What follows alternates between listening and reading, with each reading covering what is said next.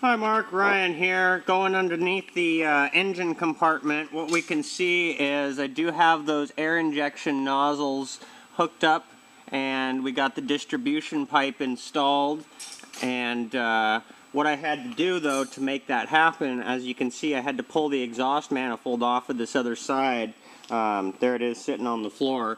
So I had to pull the manifold off because the tube didn't line up to the nozzles. So now I got all of them lined up, connected, and we're going to go ahead and stick the exhaust manifold back on there with some fresh gaskets and seal up the exhaust, make sure we don't have any exhaust leaks. And you can see right here how the nozzle sticks into the exhaust port and will inject air right behind the valve.